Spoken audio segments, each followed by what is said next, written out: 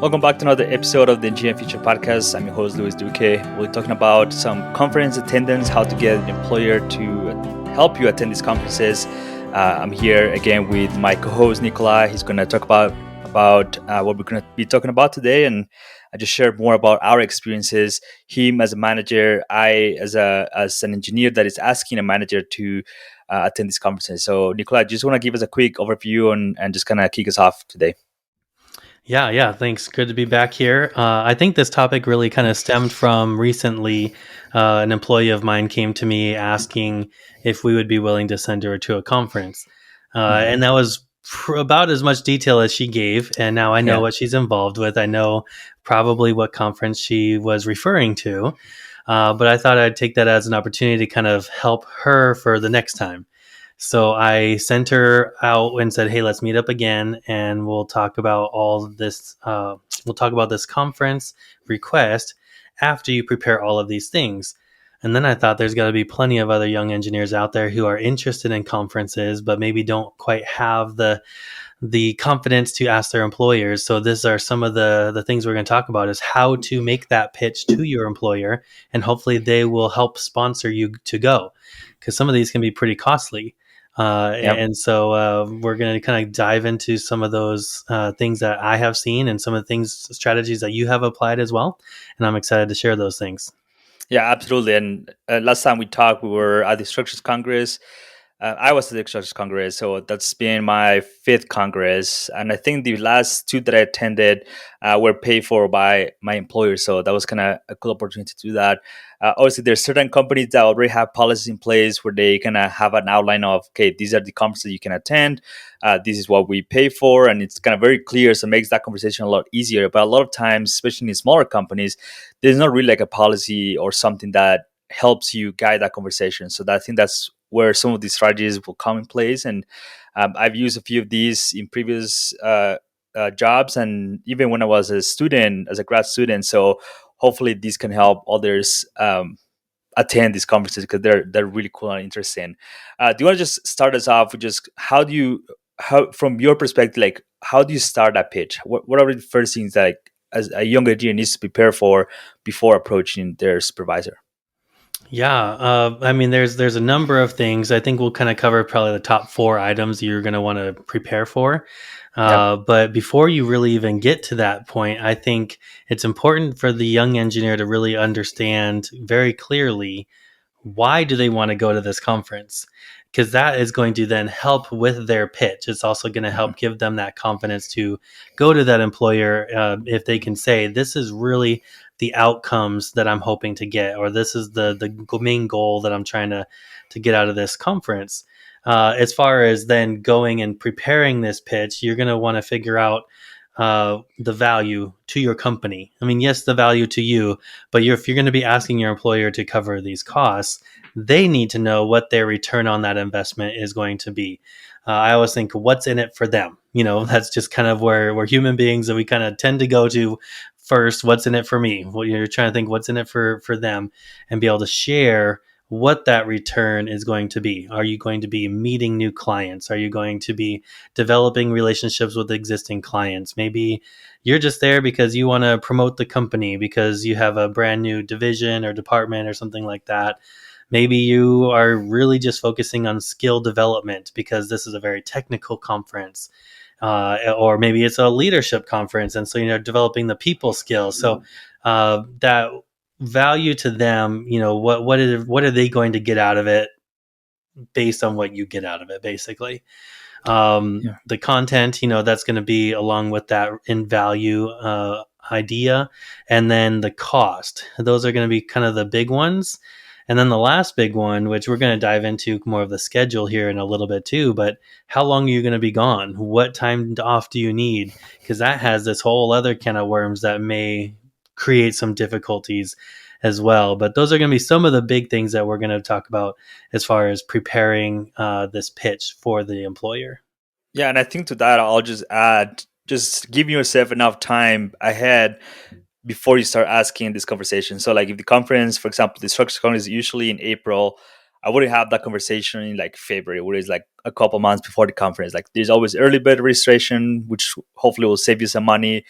then you need to go probably back and forth between you and your supervisor a few times, depending on kind of the policy, the size of the company, and everything. So giving yourself an extra 3 6 months before that even registration opens, I think is very important. And like you said, just being prepared with all the facts about the conferences. What can you bring to the company from attending that conference? Is going to improve your technical skills, going to improve your soft skills. What is it that you want to accomplish by attending that conference? I think that's important to know when you're kind of preparing to talk with your supervisor as well. Oh yeah, yeah. I mean, being well prepared for sure. I have a conference in September. I just signed up for it last month, so that's what Hmm. 5 months in advance. Right. But like you said, early bird registration, you can take advantage of those things. I will say, the earlier you sign up, sometimes these conferences delay the content or the program that Hmm. they're going to have. So if you find out about it in April, they might not actually have the list of speakers quite yet. So there may be even a little bit too early side of things, but generally about 2 months in advance would be probably a good sweet zone. Yeah, and again, that's a good point because obviously for the present year conference, maybe you don't have the whole details, but if it's a conference you attend every year, you kind of know what to expect sometimes. And if it's not a conference you attend every year, you can always look back at the previous year's program, get an idea of what kind of presentation is going to be at this conference, and kind of bring that to the table as well. Yeah, yeah, for sure. One thing you actually we talked about this a week or two ago after your structures congress, and you were so busy when you got back. Mhm. So how did you kind of prepare ahead of time leading up to the conference, or have a plan of attack on how you were going to not let projects slide or be too much of a burden to your coworkers? I think just having that communication with the supervisor, again, months in advance, like knowing, put it in the calendar, make sure, like, even if you're not working with some coworkers, like letting everyone know that you're going to be gone that week. I think that's something that our company does pretty well. We share a company kind of announcements calendar, so we know when people are going to be off for a week or two, and that just helps you allocate those resources when you're out. Like sometimes, again, projects get busy, and I was prepared to work some hours at the conference. I brought my computer. I consider that just working hours. I was not on vacation. I was not like with my family. I was at a conference, so like if I had to work 1 or 2 hours, I was checking email. I was acting like if I was at the office, but obviously wasn't available to like design work or anything. But just having those expectations from your side and giving your supervisor notice and like tell them like I'm not on vacation here. If you need me, just reach out. I think it's important to just keep projects moving forward, and if they need you, you're going to be available. Because especially if they are paying for you to go to this conference, I think that's something that you can do in return when you're going to these conferences. Yeah, no, that's great. I always remember creating kind of a task list before I go. Hmm. I'm kind of front loading some of my work week. So let's say I leave on a Thursday. So Monday through Wednesday, I'm probably working overtime just to make sure nothing slides.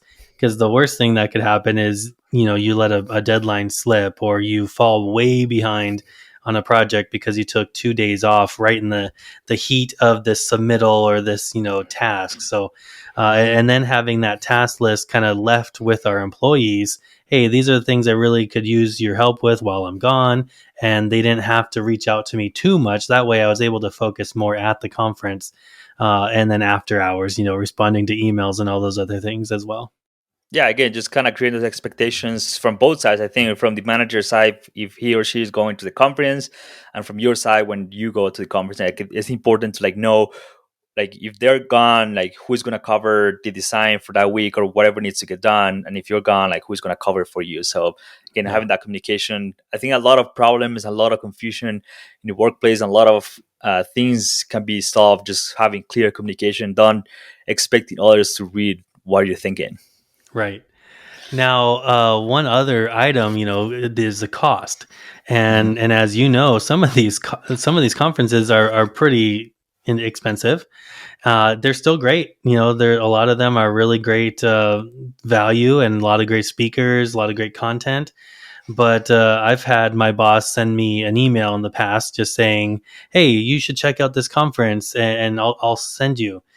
But then I actually open up the document, put this whole thing together, and by the time all is said and done, it's going to cost like $5,000 to Yeah. go to this conference. And I then tell him, and he didn't realize that, so then we end up not sending me. But how have you, or have you kind of laid out a strategy on how to estimate your cost and then pitch that to the employer?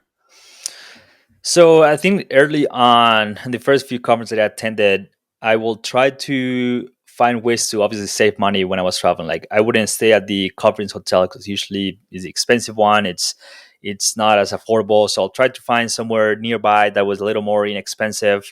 I will usually the conferences provide meals for the most part, so I wasn't too worried about that, and transportation like from and to the airport, the destination, and where you live as well. So there wasn't like too much planning involved, but I always just tried to like obviously save as much money as possible. um, I did a few things to help with that, which we'll discuss in a little bit. But it's just being involved in some of these organizations and committees and everything, and a lot of times they help cover some of those costs. So that's always great, especially if you present that information to the employer. They see that you're involved. They see that you're going to do more than just attend the conference, so they're more willing to like support you in that case. Yeah, actually, some of the first conferences out of town that I went to were ones that I was a volunteer or on the board for Mhm. one of the societies. So I was very involved with American Society of Civil Engineers here in Phoenix, the younger member group. And those were some of the first out of town conferences I went to.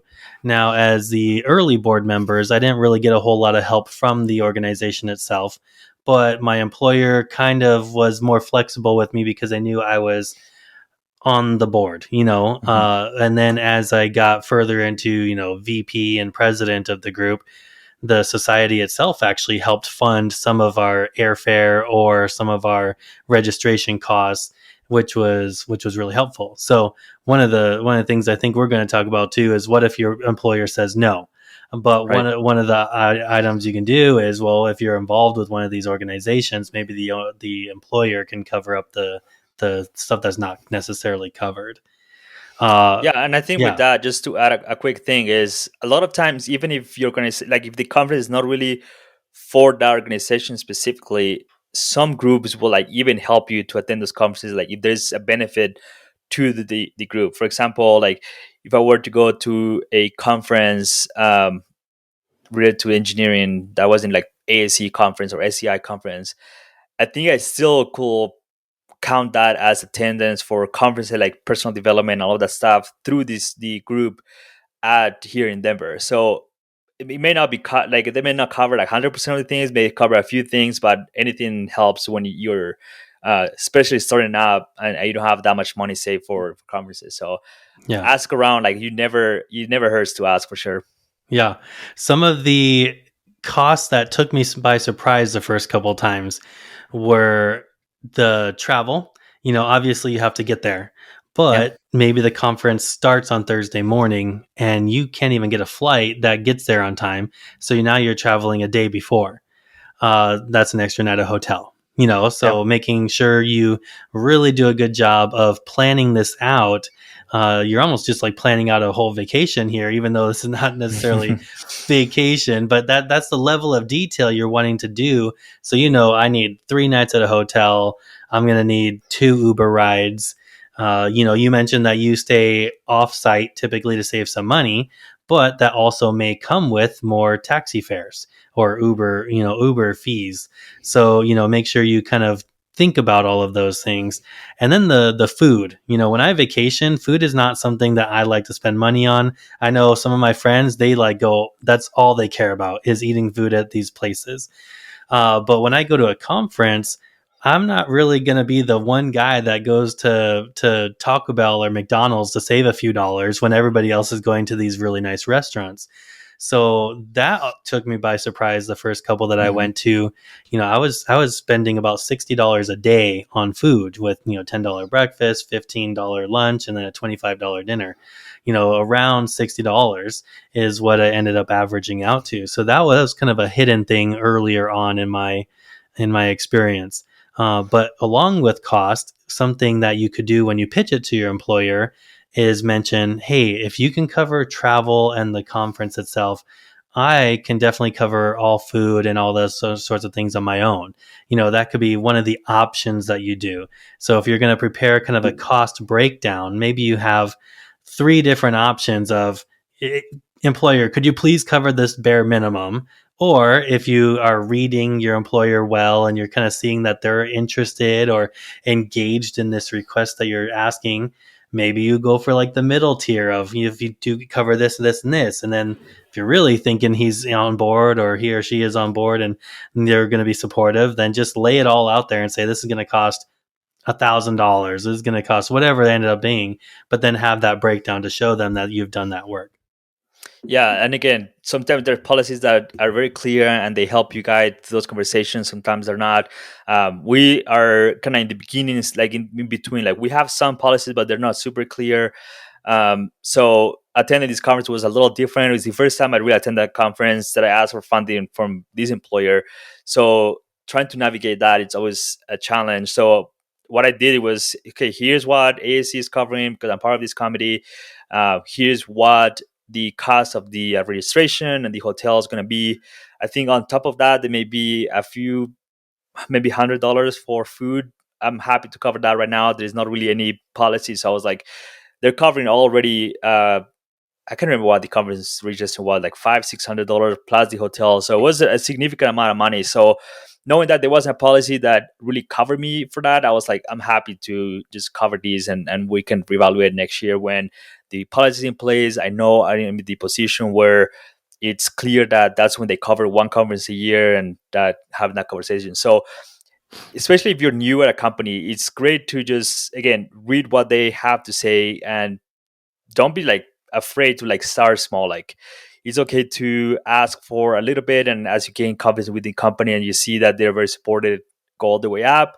Or you can take the different approach and just start from the top and see what they can offer. So I don't think there's a wrong or right or wrong approach, but as long as you feel comfortable with having those conversations and knowing that sometimes they're going to say no, sometimes they won't be able to cover everything, especially if like in 2020 and 2021 when the economy wasn't doing so great. So again, asking those questions is important and getting to know the supervisor and what the company has to offer is great. Now, when you ask your employer, do you start with an email or do you start with a verbal request? Like, how do you make the pitch now? So, we talked about gathering information, but what is your first step when you've asked your employers? I usually try to do it obviously face to face if I'm at the office, but I've been working a lot from home, so like over the phone. I just say like, here's a conference I want to attend. There's certain costs involved. What can the company offer?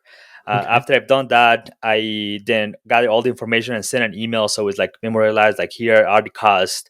Here's what basically I'm asking for. So it's in a place that you can reference back, and then there may be an exchange of email then or a call again to kind of touch base. But I like having the first touch on like face to face or over the phone and with the numbers and everything, like to have it on email. So it's somewhere where you can reference it in the future.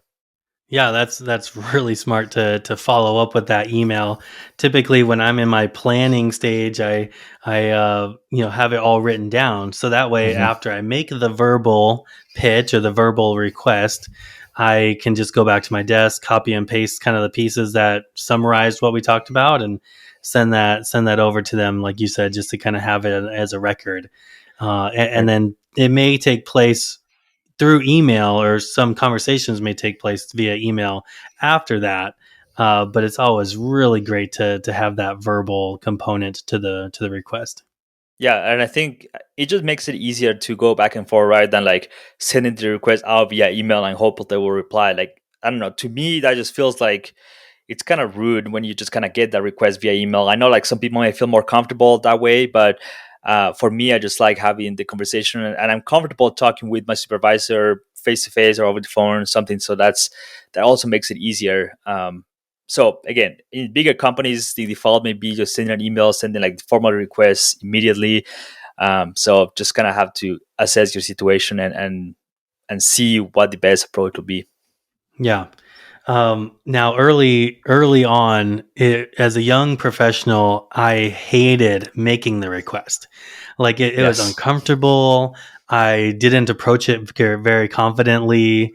I'm an introvert, by nature, so like my stomach would just hurt. Like I just didn't want to actually make the request, but I had to realize it's always going to be a no if you don't ask.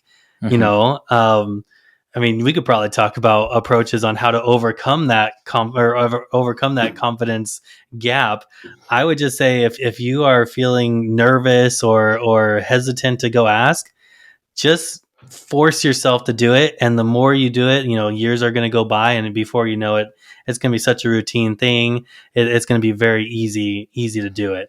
But I think it's really important to remember, or it's important to keep in mind, like be ready to hear no. You may not know how the company is doing. You may not know the policy. Maybe you're new. So I've worked for small companies pretty much my entire career, and never really had a formal policy that you are mentioning that you guys are starting to kind of create. Large Hmm. companies definitely have a very formal policy. This is what we cover. This is what we don't. Um, but it's really good just to know that they can say no. And what are you going to do if that happens? Um, if you hear no, I tend to think it's a not yet, or maybe you need to provide some more information. I'm not going to be one to be like trying to convince them over and over and over again if they kind of say no. And you can read your boss. Hopefully you know your boss well enough. It's great that you have a good relationship with your supervisor, that you can talk to him very openly. But if you can read them well and they say no, maybe you just think that they don't have enough information, and still follow up with that email. Say, just in case, I just wanted to send this to you. Maybe you could reevaluate after our discussion. But that's another good reason why you should send that email afterwards, either way. Yeah, and I'll say a lot of these conferences, at least the ones I have attended, they usually provide like a template email to reach out to the supervisor. So that's great. Like use that and modify as needed and such. But the other thing I was going to mention is like a lot of times there's other things you can also negotiate. Like when we're talking about salary negotiation, maybe we'll do a future episode on that. There is always the money component, but there is also some other component that is really not money. Like for example, like time off. Some companies may not give you any time off to attend to the conference. You have to take PTO or like unpaid time. So negotiating that, maybe you can convince them to give a presentation after the conference, and that may count as a way for them to like see some value after you come back from the conference. Just provide options if maybe you get an immediate no or there is a little confusion on the benefits of the conference. I think having some options in terms of those intangibles uh, that can help you get that yes after you ask. Yeah. You mentioned doing a presentation afterwards, kind of summarize what you learn. So I work with young engineers through my Engineering U programs. Hmm. And through our coaching calls, I've heard some of them mention that that's what they did after the conference. Was they came back, did a little 15-30 minute presentations to their boss. And I always was impressed with that because it's a really strong initiative, shows a really strong initiative, but just furthering developing your public speaking skills. Hmm. You're gathering this data that you were learned, and now you are turning it into this presentation. I have always been very impressed with that. Actually, a couple of the people who have gone through my programs, their boss actually required them to do a 30-minute presentation on my program afterwards, as part of the requirement for their company to pay for the program. And I just am really impressed with the people who do that. It's just another way to further that public speaking skill, for sure. Yeah, I Um, think that's super important. So. Yeah. What about so I talked about maybe like having some options ready. Well, if they Mhm. don't do this, could they do this? Or you mentioned, PTO, or maybe they give you extra time off. I've always had to take PTO for the conferences that I attended. That was, maybe they included, or they covered the cost, but then I had to use my PTO. It wasn't extra days, but hopefully you Mhm. could get all of that. So I think it's just important to have those options ready, But while you're giving the pitch and while you're kind of reading the expressions on your manager's face, maybe you go one way or another to on what you're actually going to ask them. Yeah, and I think Um, also just making the case even months or years before the conference. If this is a regular thing, obviously they will be already expecting that. But like if you're new to the company, just kind of creating that awareness of like you're involved with organizations, you like volunteering, you're involved in the community. They're going to be more likely to send you to those conferences if you kind of portray that image when you come to to the company and like share your experiences, share why attending committee meetings, why being part of ASE, SCI, Institute Without Borders, any organization out there is helping you at your job.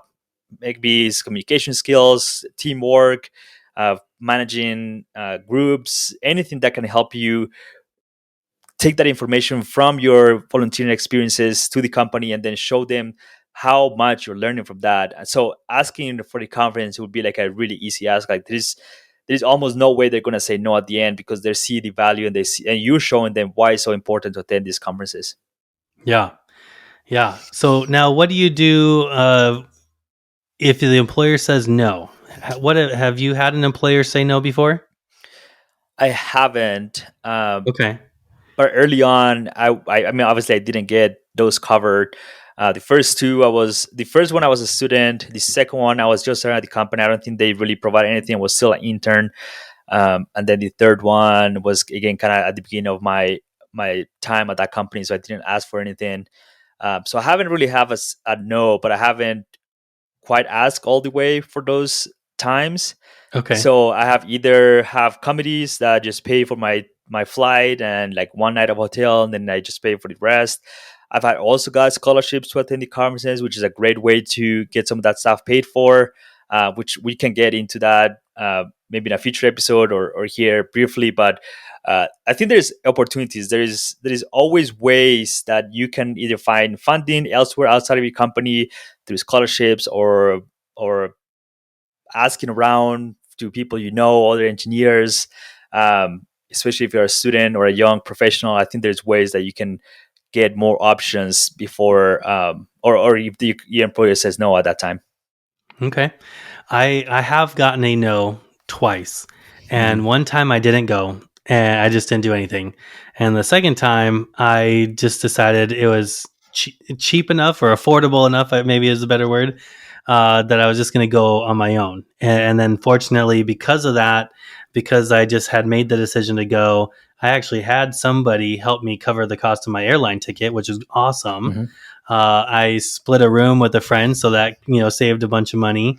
But I spent a few $100s and just went myself, and it was totally worth it. The relationships that I built through that. Then, thankfully, employers had said yes to future ones, so it strengthened those relationships that I had met as well. But I would say if it's something you really want to do, if you're seeing, man, the why, the reason why I want to go, my goal or outcome that I want to get out of this conference is so strong, I'm going to go either way. I would have that kind of ready just in case. And I've always had really great experience at conferences. I really have not had a bad experience at a conference, and so I would suggest and encourage all young professionals try to get there as early as you can, because it's really helpful for your career growth. Yeah, and again, I've had a lot of fun to these conferences. The first time I was a student, so I didn't like know anyone. Like literally, that was like my first conference ever, and just going by myself, figuring everything out was fun. Met a ton of people, so it's always hard at the beginning. But like now, 4 or 5 times attend the conference, I already know people. I get to see them and kind of catch up and everything. So that's always really fun. Let's end this episode with just a little bit of maybe some of the things that you can do when you attend the conference that maybe you can uh, discuss with your supervisor before you attend that maybe will help your chances to get that yes that we want. What are some of the things that you can do to represent like yourself and the company when you attend these conferences? Yeah. Well, I think preparation is really, really key. One of the things that I have done is try to get a good gauge of who's going to go. Mhm. And then I have a list of like, okay, I need to make sure I see these, 3 or 4 people. that we've developed this relationship. I want to strengthen that. And then maybe I see a couple potential clients are there, and I just have a list in the back of my head or written down Mhm. on find a way to say hi or make a contact with this person. So preparation is key. Same with the schedule. You don't want to show up to the conference on day one and you have no idea what the schedule is. I mean, you are there really you're there for work, and Mhm. so you don't want to just kind of meander around aimlessly. You want to have some mission. I mean, I don't want you to schedule every minute of your day, but you want to have some sort of guidance on, like, okay, I want to make sure I hit this session, I want to make sure I hit that one, and okay, now this will be my free time from 10 to 11 or whatever those free time at your conference offers. But having that beforehand is key.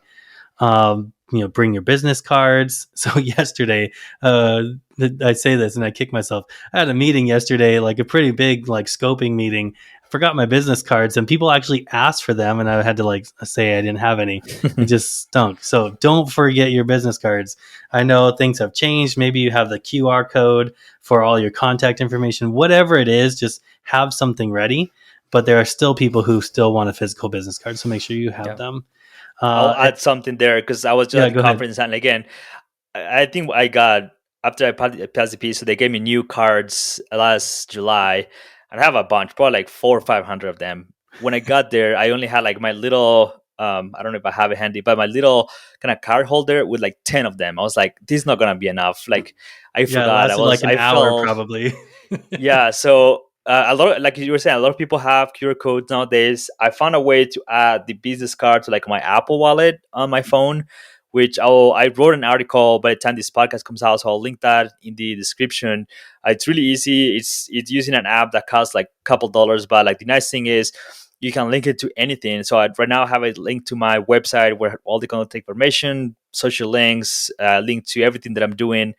So it's an easy way to do that. If anything changes, you'd have to order new cards. You just update the information in the website. There are places where you can just have your contact information, and then with QR code, it automatically adds them to the contacts on the other person's phone. So there's a lot of different options, which is kind of cool. So I'll link the article and everything on the description. But I was excited when I found that. And again, I'm not bringing any new business cards for future events. Just having the QR code in the phone is just a game changer. Yeah, that's a really great idea.